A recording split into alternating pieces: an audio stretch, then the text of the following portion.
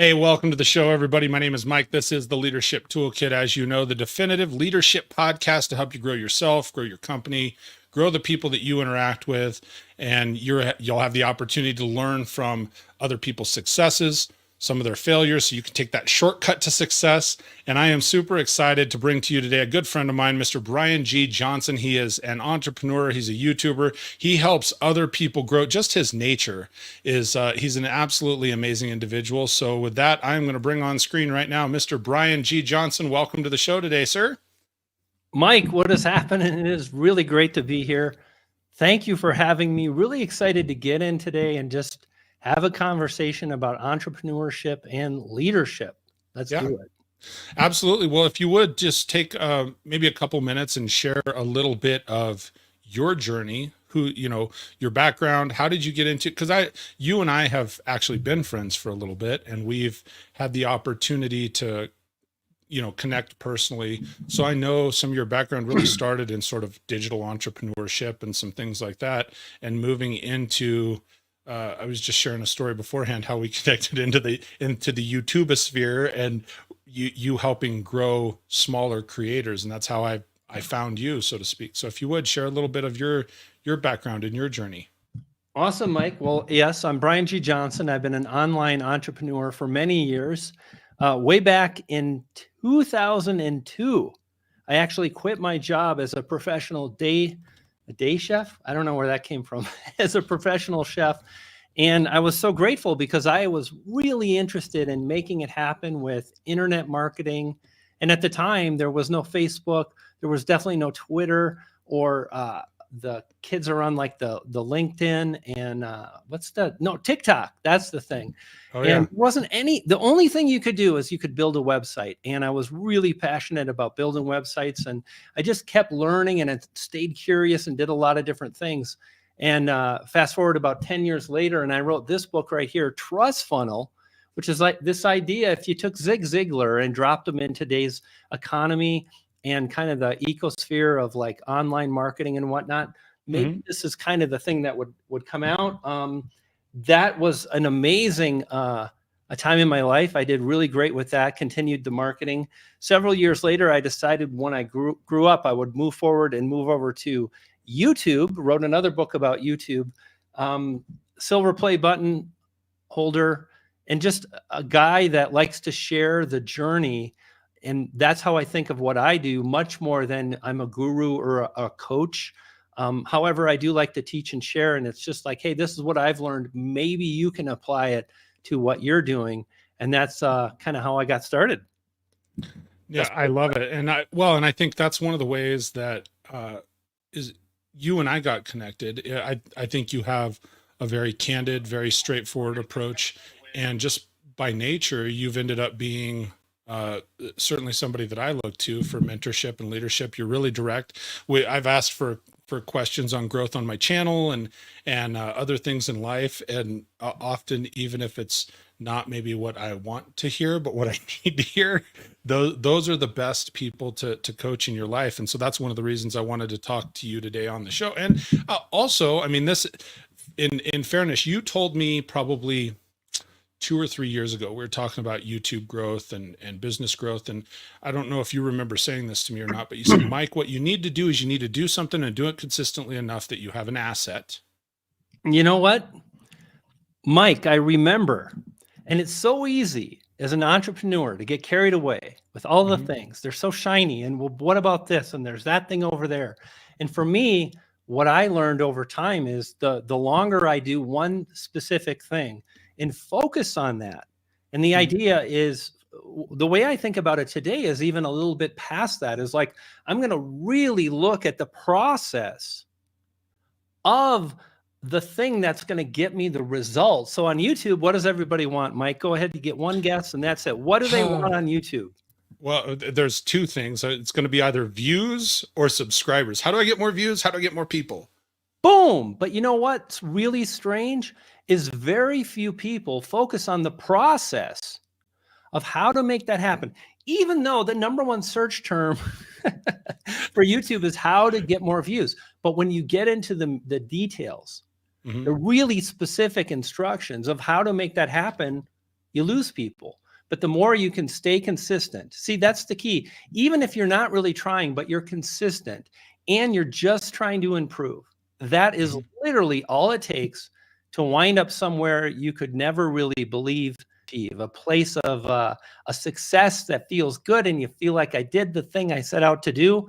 And a lot of people that, they kind of start and they're like, well, I guess I'm just going to see what happens, or, I want to publish a few videos and see. And I'm like, well, you failed. Impossible to get results in that way. So one of the things that you're saying is, okay, well, you have to be consistent, you have to improve. What are some outside ways? What are some things that you've done in your time on YouTube or being an online entrepreneur to definitively know that you were improving? What are those things that you can look at to say, okay, I'm further ahead today than I was previously? I think the first thing to really recognize, and just let me say hello to all the crew over at Brian G. Johnson TV, because I did share this live stream, Mike. I see that. The entire channel. Bostar, what's happening? Good to have you. Pam, welcome. Reef Rookie is in the house, gang. Trap Vision. Let's do this thing. Get some clicks on that like button and let's light this thing up. I guess for me it is impossible to move forward until you have a mindset of, I am going to improve. I am going to move forward. I'm going to think about this in a way where I do have the capacity to look at a video I published just days ago and say, there must be something I can do to improve the viewing experience. And the moment you say that is the moment that you're focused on what truly matters to the viewers. Now, if I get this question one more time, I'm afraid of what's going to happen. I can't handle it. Oh, what time should I publish? Like, worry about that when you have 50,000 subscribers, you're doing 10,000 views in 24 hours. Then it matters. In the beginning, your audio sucks. You don't even have a voiceover. You don't have any like compelling titles or thumbnails you're editing. And all you have to do is like move forward and really think about the process of creating that video that viewers value. And then if you say, well, what are the things that the viewers value? Story, editing, lighting, the core of a great video. Today, I watch YouTube on my big screen TV, and I watch Netflix on my big screen TV. And the difference between the two is starting to diminish. It's kind of the same experience. So what I think about as far as what I'm doing is I'm creating something that could show up on Netflix or on YouTube. And there's a difference, and I'm aware, and it doesn't need to be, edited by a professional team, and I don't need to film on $100,000 camera, but the message needs to be dialed in. The audience needs to be dialed in. So that's kind of how I think about improving, is really, truly valuing the viewers. And if anybody right now is listening and they're saying, I'm just not sure how to make that happen, I understand. But I want you to replace that with just one or two words. I'm just not sure how to make that happen right now. That's it. And when you do that, you're opening up the possibility of figuring out a problem. But sadly, if you think to yourself, well, I don't know how to do that, you're not tasking your brain with how to move forward and solve the problem. That's why we solve problems in the shower or at night when we're in our bed, and all of a sudden the answer comes because we've opened ourselves up to the possibility and the potential. I love that. And and this is one of the reasons that I wanted to sit and talk with you, because I think there's so many things, and again, that you've taught me that completely, regardless of the business, being an online entrepreneur, a YouTuber, when you get into leadership, I think one of the key things, and what I'm hearing you say, is like, serve the person that you're there to serve. If you're a leader or manager in any business, and it's the same thing being here in YouTube, it's like, who's the person that I'm there to serve, and am I doing a good job of that? And I love the fact that you're asking questions like, what are those key things, the editing and the other pieces that go into it? One thing that I'm curious about, because you had said, okay, I've been an online entrepreneur for a long time, and I know you've done you and I have had conversations over lunch about this, that, you know, you've had a lot of success being an online entrepreneur, starting back at, you said in 2002, now you're doing that. How do you, and I'm just going to dive right into this question, because I know even for myself, there are certain things that motivate me. And there's a lot that motivates me in that leadership realm, because I get feedback from people, and I'm like, that's one of the things that drives me. When you're in that space, and maybe you're an individual or somebody that has just a smaller team, how do you stay motivated? What keeps you fired up and going, Brian? You know, honestly, there have been periods where I haven't been, Mike, you know, and I took a lot of time just to regroup and you know, find myself again. And I think it's really, really important that, you know, we're honoring what's most important in our lives. And for me, you know, going through personal stuff and whatnot in a divorce, I took a few years. But what's so interesting is, you know, during this time, I took a step back and I still had cameras in my hand, which was insane. And the Sure. thing I would do in order to like relieve a little bit of stress would be to get outside and do photography and whatnot. And I thought about, you know, I need to have that purpose. I need to create, I need to make money. I need to do the things that are going to be fulfilling to me.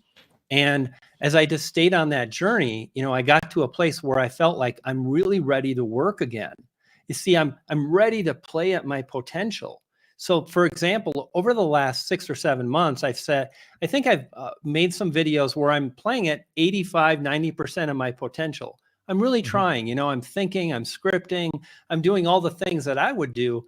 And prior to that, I was maybe at 30 or 40%. And when I came back, I was so grateful.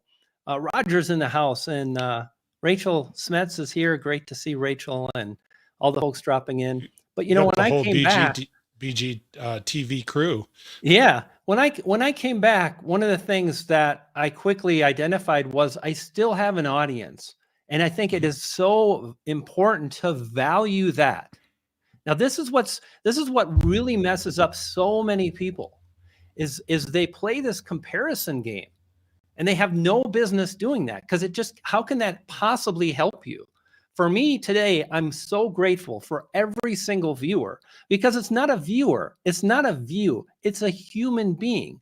And if I have a chance to share something that's inspired me, that's excited me, if I can share something about a new way of doing something, that is wonderful. And that is very fulfilling. And furthermore, that one person can change the scope of your life. They can offer you a great opportunity with another company. You never know.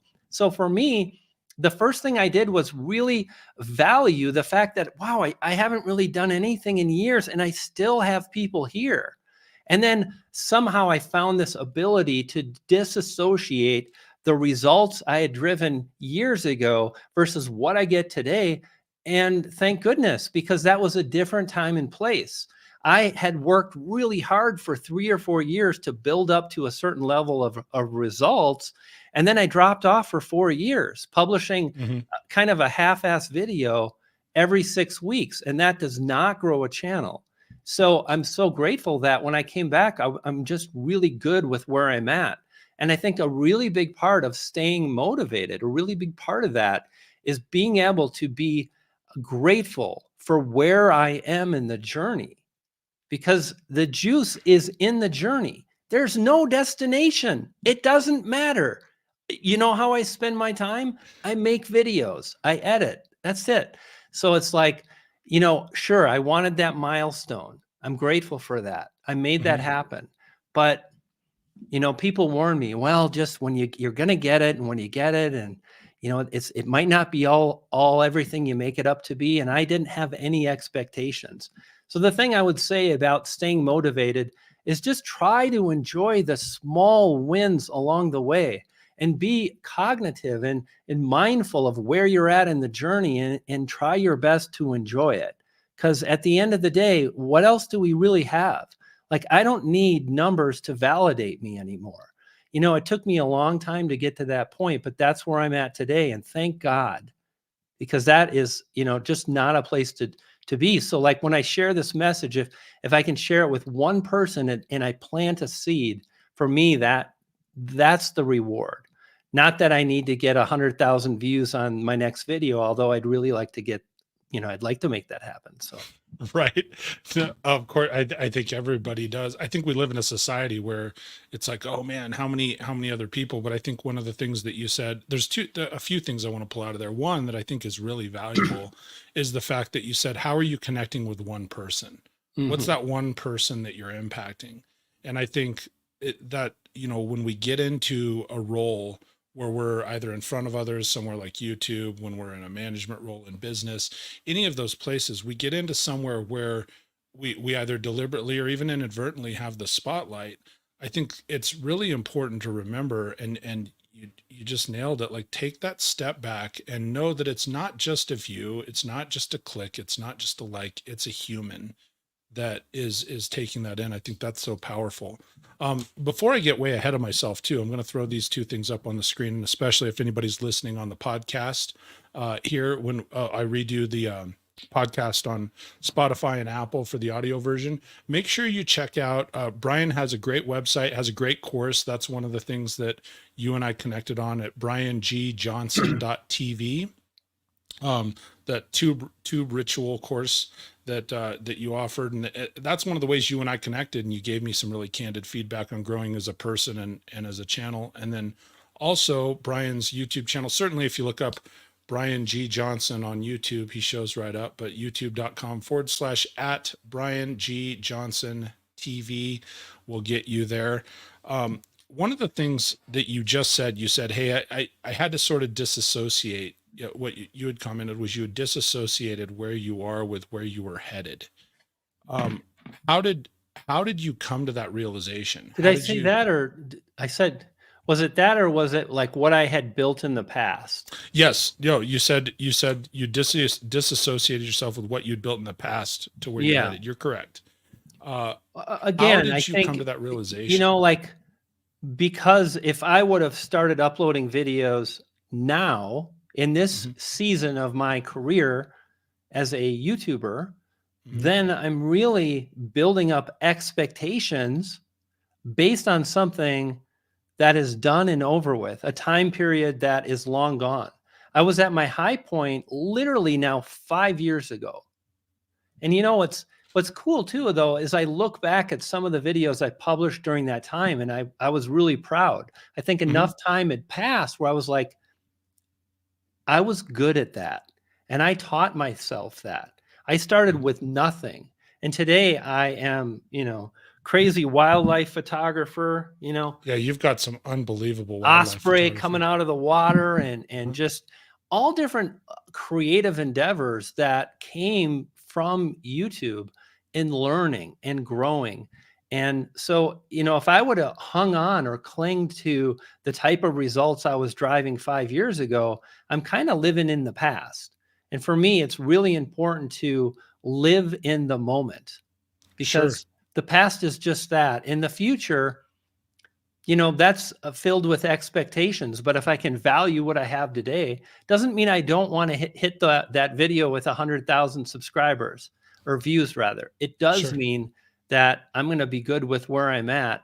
And, I think, one of your first questions really focused around staying consistent, staying motivated, because that's where the success comes from. Someone said juice is in the journey. That needs to be a t-shirt. I think so. I think I'm going to make a Brian G t-shirt out of that, because what's the point, man? You know what I mean? Like, if you're going to be, like, for anybody watching, if you're going to be a highly successful YouTuber, you're going to be making content on the regular for a long period of time. And if you want 100,000 subscribers and you're like, well, I'm going to publish a few videos and see, those don't mesh. You know what I mean? It's like, Sure.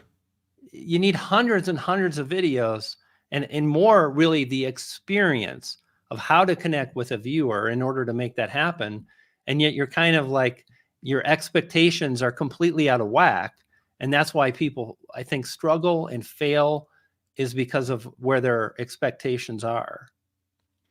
So how do you, when you're going into that, do you have any suggestions on how to manage your own expectations? How did you manage your expectations? Because you go, I think a lot of people have visions of grandeur, right? You go in and like it's easy maybe for somebody like you to say, oh, 100,000 views, and we go in with that. Do you have some suggestions on how to manage expectations? Yeah, I do. And I think the first thing that happens is we realize the endeavor and and what we're asking for. We realize the magnitude of what we're trying to achieve, and basically reality slaps us in the face. Mike Tyson's got that fight with Jake. Mm-hmm. A lot of respect for Jake. I remember I was at a conference walking down the street with pals and somewhere in California. He rolled by and I said, what's his brother? Hey, Logan. He's like, Yeah. it's Jake. I'm like, oh shit. He's like, don't worry. And, and he's like, he's really a different man now, and I just think as far as that process goes of like staying grounded, the more you can just appreciate what you want. And again, you can stay in the moment and then just look at the small things you can try to achieve that would lead to the overall result you want, which is, it takes me back to valuing the viewer, making better Mm-hmm. content. And again, really appreciating the small steps that we take, because that's where it's at. You know what I mean? Like when you can do that. I remember when I started, I had a big lofty goal, 10,000 subscribers in 1 year. And I started Mm-hmm. filming with my phone, filming with the phone. My audio was echoey. I would spend forever editing. Everything was new. And it just took a lot of time to publish a video, but I just stayed true to the process. And I was already committed to myself to do the thing and to give it a really good shot. A channel I respect a lot is called Psych Hacks. And this is a channel that's run by a professional psychiatrist. And he talks about the dynamics between men and women and dating and relationships. And when he started YouTube, his timeline was 3 years. 3 years. Yeah, Psych Hacks, exactly. Okay. 3 years. And how many people come into YouTube and say, well, I'm gonna work at this and I'm gonna focus on improving and I'm gonna learn what it's about for 3 years. For me, I came in with a goal of 1 year, and then it's trying to enjoy the process step by step in the daily kind of the daily grind of trying to achieve something big. So I'm curious because you brought up psych hacks, and it's interesting. That's a nice segue. I was going to ask you what are some other, actually it's two questions. One is I'm curious because you brought up a lot along the way, consistency, and you're talking about psych hacks had 3 years. You had a year. We give it these timelines in our own human brain, right? Besides consistency, besides being consistent, whether it be YouTube, entrepreneurship, business, what are a few other qualities that you would say individuals need to have to see success?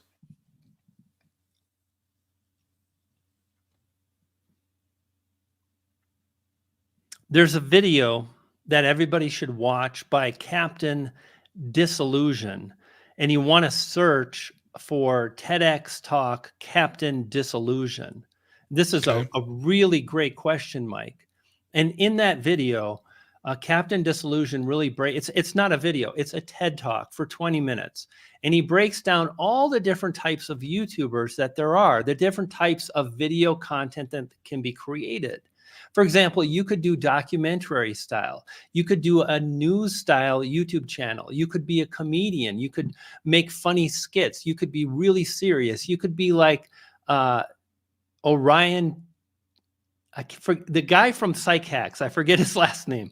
I almost said Taliban, but I don't think that's right. I'm not sure, but that doesn't sound right, does it? Okay. Yeah, no, that doesn't sound right.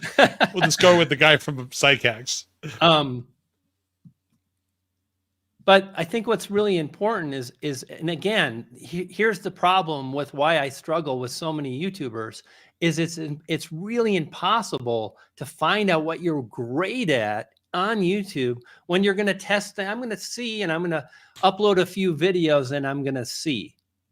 Mm-hmm. What a bummer, because you never have the opportunity to discover you actually were pretty great at making a voiceover after you made 50 of them. And maybe you started with documentaries and you did that, but then you started weaving some comedy in and so on. So there's like all these different like skills and abilities that really lead to a great YouTuber. But at the end of the day, I think what's really important to value is what a segue. Sometimes it just happens, is Sure. your unique value proposition. And what do you bring to the table that's different and unique when compared to other YouTubers? For example, I'm a little bit like, I can go kind of wide. I love doing documentary kind of stuff. I can do like pretty video and B-roll, and I can just do a simple in the studio with some nice lighting. And I Mm-hmm. learned how to do all those things. But I think what really works the best is when I'm toned down, the humor is at not a minimum, it's still there. And you can kind of sense my quirky vibe, but it took me a long time to discover that that is my sweet spot. You know what I mean? In fact, when I came back to YouTube, you know what I did? I did it all over again. I started making fun, crazy videos, and I started narrowing in, because Mm-hmm. what am I thinking about? The audience. So the more you can focus on what of an audience values and what is my unique selling position. Is it my voiceover? Is it my editing? And when a gamer tells me, well, I make funny gameplay videos, that ain't it, because everybody says that, you know what I mean? So I think that's really No, I think the thing to focus on, is how you can develop the skills. And this is, again, leads into like, how can you develop the skills that matter the most? You know, I don't think I've said or ah once during this live stream. You know, I've taught myself to talk in a way that, you know, it's also based on what I want to do. Someone said you should talk faster. I'm like, no, I don't want to do that. And if I lose some people along the way, I'm more like Morgan Freeman. I want to have a really captivating voice. I want to pause. I want to like use my voice and whatnot. And that's important to me. So it's really kind of like bringing these things together in a way that an audience really enjoys and values. And the moment you start getting close to that is the moment you blow up. One last thing is, I know beyond a shadow of a doubt, everybody on this stream right now has an amazing YouTube channel within them. It might be the channel they're working on. It might be a different channel, but it begins, finding that place of success begins when you truly value what the viewers value, and you focus on the things that I always talk about. So I just want to end that there, because I think it's, you know, those things all kind of combine together. No, I think you're spot on. And yeah, I mean, we've got some comments. Trap Vision says sound advice. I want to bring this one up. Reef Rookie says, man, I went so hard in the wrong direction for years. It wasn't until I went with a true passion that things are going well. I'm curious, what do you do? Because like, I think we all know, we all have that sense of, oh man, I'm headed the wrong way, right? For you, like you say it very eloquently, Brian. You're like, oh, hey, if I saw this, and do you have any recommendations if somebody realizes, hey, I'm headed the wrong way, or I made the wrong decision, or I didn't do this thing right? How should they approach that? How should they address that with their audience or their people or even themselves? I think we have to be willing to give ourselves a bit of grace. And I think that's a really big problem for so many creators. Again, is their expectations are out of whack. And then they, you know, oh my God, it sucks so bad. I'm so embarrassed, you know, and I felt like that myself, and I still do. And I suffer from imposter syndrome like plenty of people. But I think at the same time, I have this ability. Again, I'm thinking about that fight, you know, Mike Tyson. Like, another quote is, I think it's Roosevelt, Teddy Roosevelt, like, success is defined not by winning, but by your ability to crawl up off the floor when you've been knocked down and you get back up. And, you know, I think often what's inside of our head as far as what we want to create, and then what we're actually capable of in real time are two very different things. And when we look at the reality of where we're at, we have to give ourselves a little bit of grace, which again, I think if we don't, then our expectations, we're not, again, we're not living in the moment. So when you talk about giving grace and you talk about, for me, I feel that, it takes a certain level of humility, a certain level of vulnerability, and to grant ourselves grace. Do you think you can go err on the side of giving too much and continuing to forgive 100%. yourself? Yeah, absolutely. In fact, a good example of this, Mike, is back in the day, I made 2 videos. One was the topic was somewhere centered around, pat yourself on the back, you're doing great. And the other was, you got to kick yourself in the ass and pick it up. And guess which one did wonderful? I'm not going to, I would say the kick in the ass, or No, probably the other one, the pat on the the other back. one where like, yeah, I'm doing great. I'm working hard. And so I think, having that ability and again, this is like, can you be honest with yourself? Can you like really see where you want to go and what you want to achieve? And then can you look at it in terms of being objective with what you need to do to get what can you be objective with what you need to do in order to get what you want? So for me, my process was, what is most important? It's not the information I share, and it's not. You might, all you watching right now that are into the YouTube thing, that ain't it. The thing that really brings people in is when you have an ability to communicate on camera or in a voiceover in a way that makes it easy for the audience to continue watching and feel good about themselves. Like the information has to be great, but that's pretty easy to do. Or the entertainment needs to be pretty great, but it's really more about how you do it. So for me, I remember I was like trying to get to that next level, and I really focused on my delivery, and I got really specific with who are the channels that have the results I want and what are they doing different from me. And furthermore, let's look at myself and how is my delivery very different from those channels that have success. And at that point, I started seeing there's a little bit of humor, but a lot of times when I started, my humor was way at a different level. Now, there was a cult following for that, but I wasn't interested in a cult following. I wanted to be rock star status, world tour unlocked, proceed. You know what I mean? That's what I was after. So I spent a year just practicing my delivery and my tonality and adding the right kind of humor. And every now and then you get the quirky Brian that shows up and he would make just, and again, I love that about myself. You know what I mean? I'm not going to abandon. But again, if you want a huge audience, the buck stops with them. And by really looking at that and then practicing, I'd have signs, communicate clearly, visible in my studio. If it's a voiceover, make sure you communicate clearly. And literally, I taught this. Like, choose one thing that's technical, the lighting, the editing, the keywords. And then every time you shoot, then also strive to improve your delivery. And when I did that is when I increased my subscriber gain by about 3 or 4 times. So there you have it. That was really the process of making it happen for me.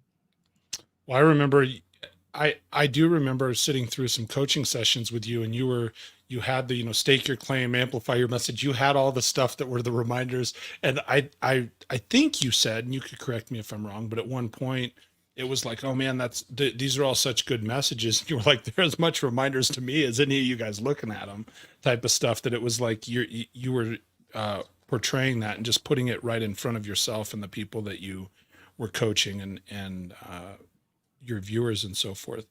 I'm curious, there's a couple of things here. So I'm going to bring this one up because I think this is a good good point. Creator Classroom says comparison's the thief of joy. Be happy for those growing and focus on getting where you wish to go. And I think, Brian, you and I have talked a lot about, because you talk a lot about, the individual and how can I serve others. And what I'm hearing you say is, how do I serve the audience? How do I grow myself? How do I develop these skills? I'm curious also for you, who are some of the other people that you follow, and what are the characteristics of people that you choose to connect with that you want to influence you? Yeah, for me, it always begins with the authentic human element of a creator. So I think when we think about that, it really backs up everything I just said a moment ago. Mm-hmm. And when you really try to tap into the authentic you, which I always like to add to that, I think it's the best version of you possible while on YouTube, right? So it's not a license just to do whatever. If you want to grow, then we have to try to improve along the way. So for example, in this live stream, I've been working really hard at staring at the lens. So I'm really maintaining eye contact, because in my last live stream, I had Gabby on and I noticed I was really fidgety. And I bet I'm still doing it, but I'm going to give myself a little bit of grace, because I know if I keep doing that, I'll improve along the way. So it's easy now for me to really look at the lens and whatnot. But Mike, when you're talking, I might go like this, and it just doesn't, I don't like the way it looks. So it's trying to like do all those things, simultaneously. Sure. So, I'm curious, because one of the things, like I said, I've always admired about you since you and I connected is the way, I'm trying to think of how I want to word this, sort of the way that you give feedback. I'm going to shift from YouTuber and creator personality to coach. Yes. Because I think Here you're we really, go. because in my opinion, you've helped me grow as a person, you've helped me grow as a creator. And, I think your way of giving feedback is unique. How would you say that you developed your method of giving feedback to others, especially when it's difficult feedback that you might be sharing with somebody? God, that's really a great question. And my style, for those that don't know, is I'm very direct, and I just speak my mind, and it just kind of comes off my tongue. And this is the real issue. And sometimes it'll even be like, I'm looking at this stuff over here about that, and I'm like, no, that's not why you're struggling. This thing over here is. Or yes, and you really want to focus on this, and I'll be very direct. And I think it just comes from coaching for a really long time. And at a certain point in the process, I think it stems from one, when you truly care, when you truly want results for someone, and you start to honor the fact that they gave me money. Okay. So they not only are they saying, help me to improve, but then they're saying, here are hundreds, thousands of dollars in payment. So I feel it's my responsibility. And then number two, if people ask you the same kinds of questions again and again, and you see them struggling, I still empathize with those individuals. But at the same time, if I'm honest, I think the level of empathy maybe drops a little bit, because if you're around it a lot, you're around it a lot. You know what I mean? I think I heard psychologists talk about a need to kind of keep their private life private from the people they work with and try to help, because if they became too enmeshed, it could be too challenging on an emotional level, So I think when you combine those things, I really want people to get it. And I'm like, you really need to understand this. And it's hard for people. And that's another thing, is they'll stay stuck on the same thing. And I'll say, listen, I'll try to shake them a little bit. And I think that's probably why it comes across. It's a combination of those two or three things. No, I mean, I think you've shaken me some in the past. If you recall, you're like, Mike, do this. And it's like, okay. And it is, whether it comes to YouTube or personal life, those are the opportunities where you start to grow the most. Hey, Chris Chaos, Should have Chris Chaos on the screen sometime. He digs it. Dig. Yeah. Uh, It's funny as I was just looking at his comment coming in, yeah. and yeah, and here's the thing, Mike, like, truth is, I don't know what the hell I'm doing. I'm just like everybody else here. I'm no better. We're all on this swirling vortex of a planet, just trying to get through the day and trying to Mhm. make something of our lives. And I just kind of view it as, I think I mentioned this when we started, which is, number one, I'm really stubborn and I kind of set my sights on doing a thing. And Mhm. I'm kind of like a dog with a bone. Like, I'm just not going to let go until I'm ready to let go. So along the way, what happens is you start to generate results. I mean, if you really want to learn and you really push yourself, like, to be fair, I make a lot of videos now somewhat. Mhm. Um, but I don't know if I'm pushing myself to learn at the same level, but I've gained a lot of skills, so it's a little bit easier today, you Mhm. know? And to be fair though, like, I have reorganized this studio numerous times. And in the beginning, it was really hard for me to figure it out. And I think it had to do with where I was at mentally and what was really important, which was establishing a new life and a new identity. You know what I mean? Which is a little kind of swirly or woo, but like, I was going through a lot of changes. And Mhm. at that point, I'm just trying to figure it out too. I'm no better than anybody else, but I have some results and experience that I can share. And I try to position myself in that way. How do you seek out what it is that you're learning? Because you've said a lot of times, like, "Hey, I've continued to learn along the way." Being a YouTuber, do you just seek YouTube? Are there other sources that you go to? What are some of your favorite, for example, like books or podcasts or things that Yeah. you have that influence you that allow you to grow? I think number one is I've always been extremely curious, like, Stay curious. That's stay another curious. shirt. Yeah, right. Yeah. Good call, Mike. I got you. Um, and I think that curiosity fuels growth, especially when you're like, I'm going to figure it out. Mhm. That's a mindset that a lot of people probably don't have. Or at least, I'm really interested. I'm going to really try to figure it out. And I think when you think about it in that manner, and again, if you think about that, it's not about trying to get more views. It's about, how can I make a really cool video? Or you Mhm. asked about, like, learning and staying curious and uh, what inspires me. Like, it's always been kind of, well, what's the next thing that can kind of take my YouTube channel to a new place where I'm having fun. Right. So, and to be fair, some of that got me in trouble. Like, I did a video on my channel about, going to Yellowstone Park. And now I have a second channel about photography and videography and cameras. And that fits really well there. Sure. So, there are going to be bumps along the way. It won't be perfect. And it doesn't have to be, because it's art and art isn't perfect. But, during that time when I was making that, I was really obsessed with the quality of the video. Like, my lighting is badass. I've always had, like, right now I look at the image and I'm pretty happy. Hopefully those lights are on battery. Like, I love it, and I bought new lighting. I probably spent $2,000 on my lighting when I was at the old house, and now I was pissed off because it wasn't really video lighting. So now I came back and I dropped another $2,000 or $3,000, because, like, that was important to me, and I was trying to hit a higher level. Like, most people don't see it, but I do. Mhm. And I was watching videos from all the camera nerds, and I was learning about, the photography triangle of ISO and shutter speed and aperture and white balance, which I sometimes think of color balance, and the video editing and all of the things that really go into a great video.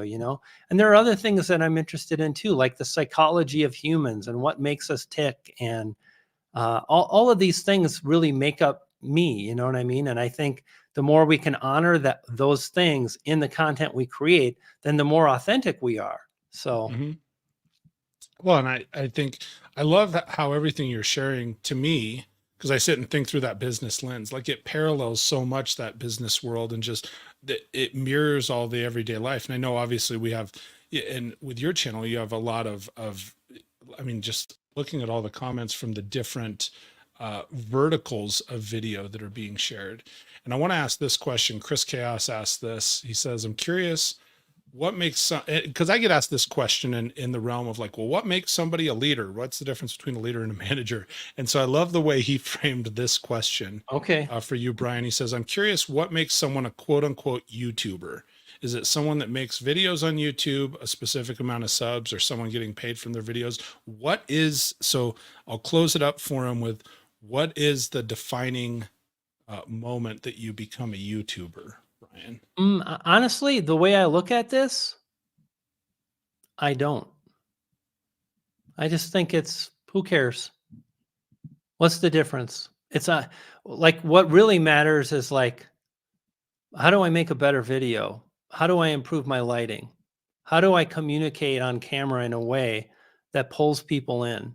Like, how do I make sure Stuart Wood, who's a macro photographer, who found me on my other channel and then discovered Brian G. Johnson, and then when I shared it here, he came here. How do I make sure that happens? By the way, Stuart, good to see you, and I hope your little jumping spiders are okay.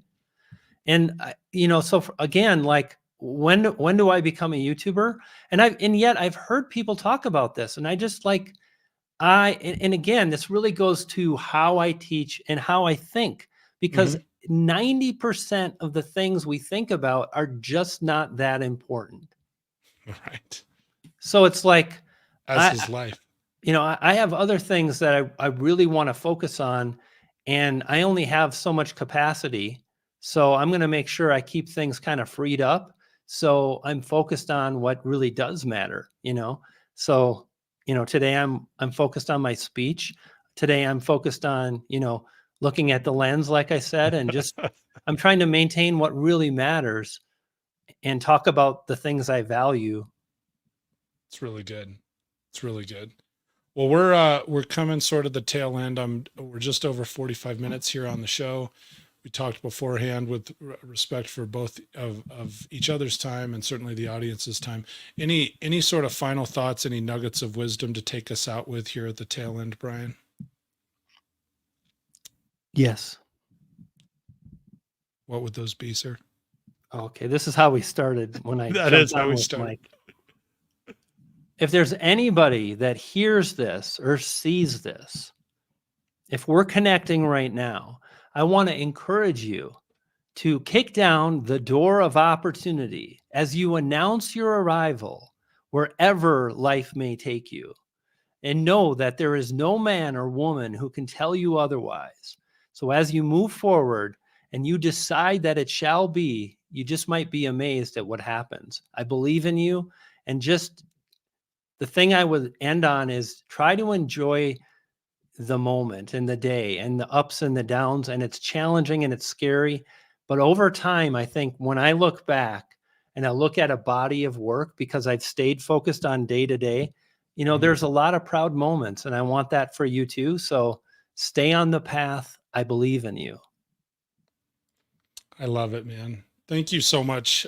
Thank you, Brian. Thank you for your time, for your wisdom, for just sitting down and sharing and having a really candid conversation, for sharing with your audience. We got, tons of folks over here.